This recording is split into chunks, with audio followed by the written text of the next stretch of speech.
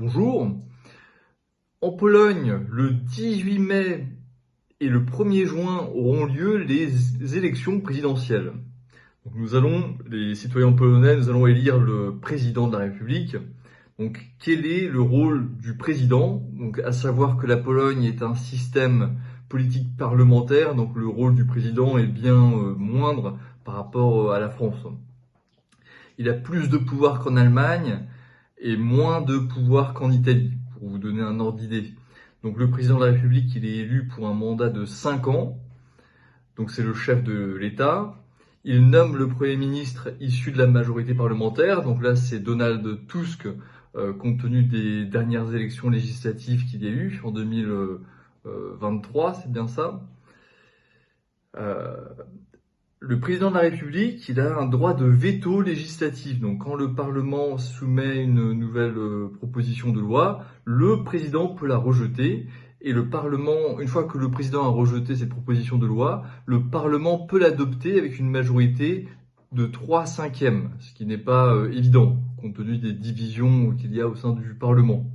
Donc, le président de la République, il conduit la politique étrangère et est le commandant des forces armées.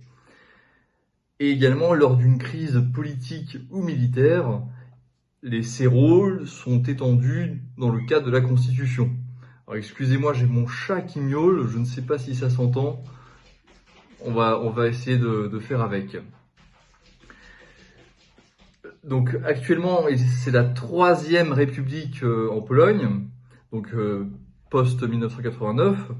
Et donc, le nouveau président élu, ce sera le 6e président, puisqu'il y a déjà eu donc Wałęsa, Kwaśniewski, Kaczyński, Komorowski et Duda, qui est le président sortant et qui a eu 2 mandats, donc 10 ans 10 ans au pouvoir, 10 années au pouvoir. Selon les sondages les plus récents, donc là, on est une semaine avant les élections, avant le premier tour, donc Trzaskowski 31%, Nawrocki 25% et Mencen 14%. Donc ce sont les 3 candidats favoris. Alors c'est intéressant puisqu'ils ont tous les trois un doctorat. Ce sont des gens intelligents, très ambitieux forcément, et avec des visions aux antipodes les unes des autres. Donc là, on va plus dire qui ils sont. On va parler rapidement de leurs orientations, mais on va pas rentrer dans les détails, c'est pas l'objectif de cette vidéo.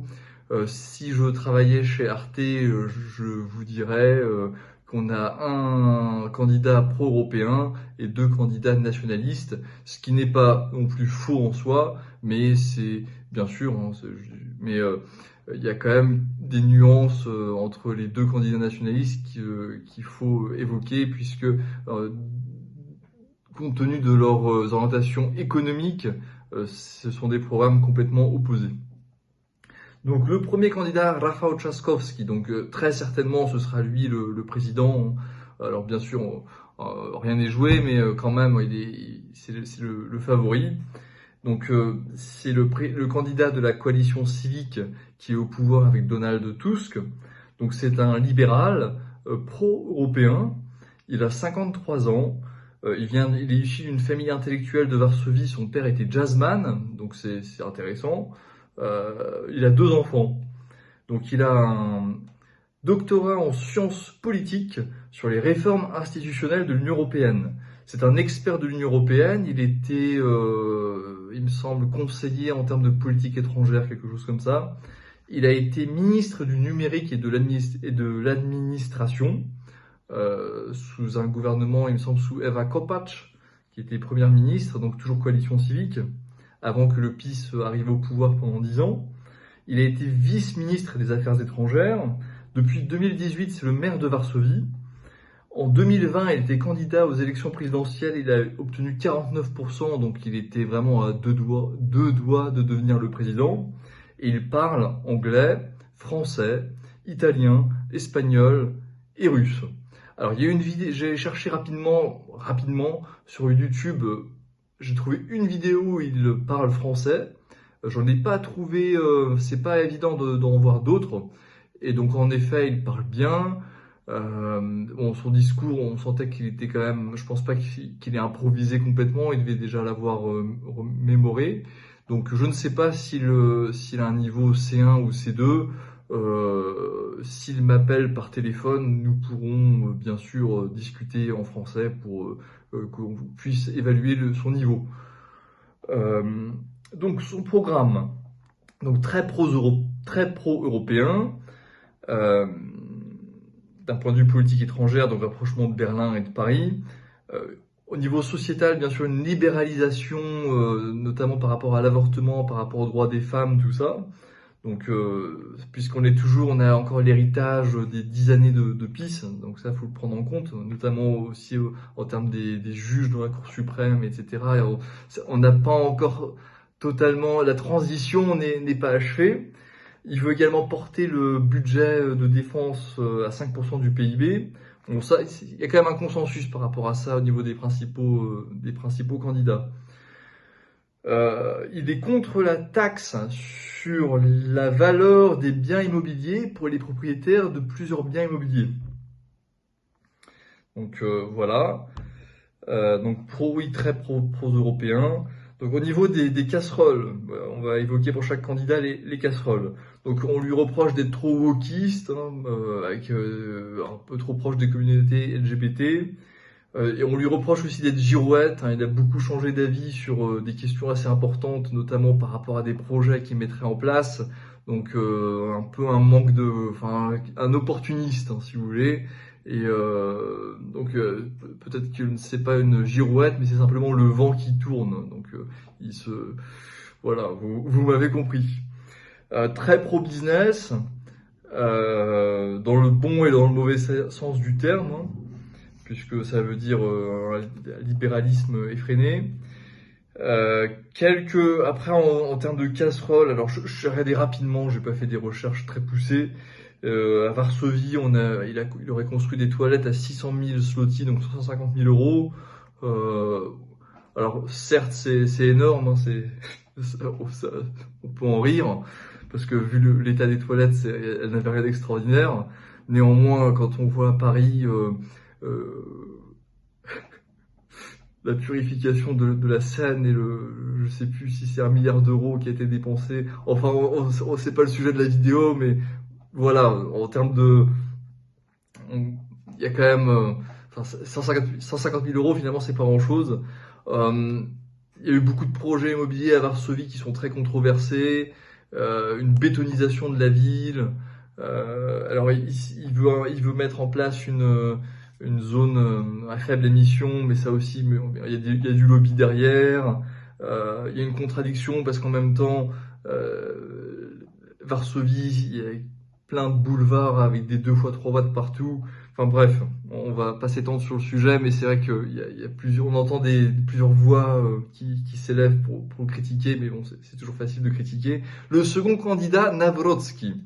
Donc c'est un candidat sans parti officiellement qui est soutenu par le PiS. Voilà. 42 ans, il vient de Gdansk, il a 3 enfants, il a un doctorat en histoire, il était boxeur et footballeur, même professionnel. Il aurait pu être pilote de Formule 1, non, ça c'est une blague. Donc il a été le directeur du musée de la Seconde Guerre mondiale à Gdansk, très très bon musée, franchement, et vraiment il vaut le détour, très très bien fait. Depuis 2021, c'est le président de l'Institut de la mémoire nationale. Et donc il a quand même eu quelques succès puisqu'il a modernisé l'institution, notamment tout ce qui est en termes d'informatique. Il a vraiment fait en sorte que ce savoir soit plus accessible, notamment aux lycéens, aux étudiants. Enfin, il a essayé vous voyez ce que je veux dire, de moderniser cette institution. Donc il est pro-USA, très pro-américain. Première visite qu'il fera s'il est élu, ce sera à Washington. Il veut faire des méga projets, donc le hub aérien avec un TGV donc au centre de la Pologne entre Varsovie et Łódź, ça s'appelle CPK, donc c'est un projet de grande envergure. Il est pour une politique fiscale pro-famille. Donc si vous avez plus de 2 enfants, vous ne payez pas d'impôts, ce qui peut se justifier compte tenu du fait que le taux de natalité en Pologne est très bas et même assez inquiétant. Il est pour mettre en place une taxe sur la valeur des biens immobiliers pour les multipropriétaires de biens immobiliers. Donc si vous avez plusieurs appartements, vous pouvez avoir une taxe qui pour le moment n'existe pas, ou alors enfin il existe une taxe sur la surface d'un bien immobilier, mais elle est très très très faible et elle ne varie pas si vous avez 1 ou 15 appartements. Que dire d'autre? Il est anti-Green Deal européen et bon, bien sûr très catho, très conservateur, anti-avortement. Donc on est vraiment sur des valeurs bien comme le PiS. On est dans une continuation du PiS. Quelles sont ses casseroles? Donc on lui a reproché d'être assez autoritaire quand il était le président de l'Institut de la mémoire nationale et au musée de Gdansk. Il y a eu quelques témoignages qui disent qu'il a eu un management très autoritaire. Il aurait des liens avec des milieux mafieux. Bon, il y a eu plusieurs photos qui ont été prises avec c'est plus le milieu de la boxe. Là, il y a eu un scandale qui est ressorti ces derniers jours. Il s'agit d'un appartement qu'il n'aurait pas déclaré dans sa déclaration de patrimonial, qu'il aurait acquis donc à Gdansk dans des circonstances qui éthiquement n'étaient pas terribles, puisqu'il s'agissait d'un vieux monsieur malade qui perdait un peu la tête. Et Nawrocki lui aurait fait une proposition pour acquérir cet appartement en échange de services qu'il n'aurait pas rendus. Enfin, bref, donc c'est un peu... voilà, c'est une casserole. Donc le troisième candidat, Mensen. Donc 38 ans, 3 enfants. Donc c'est un libertarien conservateur. Donc économiquement, on est complètement à l'opposé de Nawrocki, puisque là, il s'agit vraiment c'est l'école de Hayek. C'est vraiment, il faut réduire le rôle de l'État au minimum à son rôle régalien. Donc c'est le successeur de Korwin, que tous les Polonais connaissent, que beaucoup d'entre eux haïssent et que certains admirent. Donc c'est une personnalité très clivante. Donc le parti, c'est Konfederacja. Donc, il a un doctorat en économie. À Toruń, il a fait l'acquisition d'un bureau de change qu'il a su développer. Ensuite, avec l'argent qu'il a gagné, il a ouvert une entreprise de conseil fiscal, un bureau de conseiller fiscal, et une brasserie. Donc brasserie Mensen, donc avec bien sûr de la bière. Et apparemment la bière est bonne. Et aussi une chaîne la brasserie, c'est aussi de la restauration. Apparemment la restauration n'est pas aussi bonne que la bière, mais enfin j'ai pas goûté, c'est des on-dit. Donc il se présente un peu comme le candidat anti-système. Donc souveraineté, liberté, moins d'État. C'est un peu le Nayib Bukele polonais, entre guillemets, hein, on peut dire ça comme ça. Donc c'est un self-made man, il a du bitcoin, il veut libéraliser donc les crypto-monnaies, l'accès aux armes, le cannabis. D'un point de vue sociétal, c'est très anti-avortement, très conservateur, une vision traditionnaliste. Et économiquement, donc c'est vraiment... alors attention, on va mettre des guillemets parce que c'est une vidéo qui est disponible sur YouTube où il dit son programme. Alors c'était avant, c'était pas dans le cadre des élections présidentielles, mais quand il était successeur de Korwin, il a dit le parti Konfederacja, c'est une Pologne sans juifs, sans homosexuels, sans avortement, sans impôts et sans Union européenne. Donc c'est une citation très controversée. D'ailleurs, pourquoi dire des choses pareilles Enfin, c'est le successeur de Korwin qui était connu pour justement ne pas avoir la langue dans sa poche. Et c'est pour ça aussi qu'il n'a jamais dépassé 10%, quoi, à peu près. J'ai plus les chiffres en tête, mais quand on déclare des choses pareilles, en général, on peut pas. Il y a peu de chances qu'on devienne le président. Donc cette citation, ça fait penser un peu une Pologne comme, je sais pas, comme le Qatar un peu, puisque le Qatar, on pourrait rentrer dans cette catégorie. donc par rapport à la déclaration des 5 points. Que dire d'autre? Oui, il a dit aussi que les études devaient être payantes et que l'avortement, même en cas de rapport sexuel non consenti, il n'y avait pas d'exception par rapport à l'avortement. Donc, quels sont les autres candidats? Donc, puisque les candidats de gauche sont très peu représentés, hein, on est dans un pays post-communiste, donc traditionnellement, tout ce qui est socialiste, communiste, c'est assez mal vu puisque on est vraiment pour une liberté d'entreprendre et à l'occidental un peu, c'est un peu dans l'ADN du système polonais post-1989. Donc il y a la candidate Magdalena Biejat, Adrian Zandberg qui sont à 5-6%. Mais pour parler d'anecdotes plus intéressantes, nous avons 2 candidats qui sortent de l'ordinaire. Donc Grzegorz Braun, monarchiste, catho-intégriste. Il y a une vidéo sur YouTube où il montre à quoi ressemblerait son couronnement s'il était élu.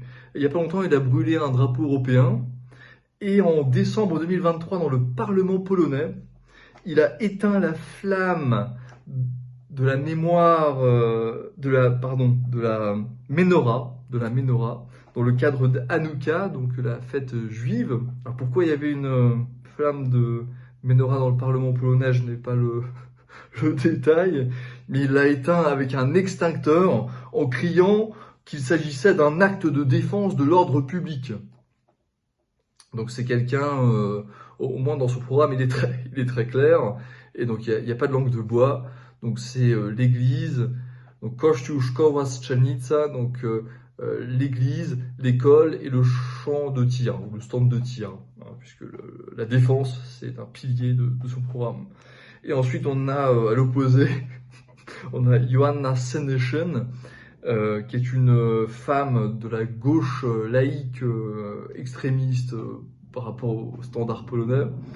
Et donc elle est très piquante, elle parle toujours d'éducation sexuelle. Et il y a une citation pour conclure la vidéo. Elle a dit « Si Jésus revenait aujourd'hui, il serait noir, réfugié et certainement homosexuel, et la droite polonaise ne le laisserait pas entrer en Pologne. » Donc voilà, vous avez un aperçu un peu de cette élection avec on a essayé de faire de manière assez drôle, un peu légère. Voilà.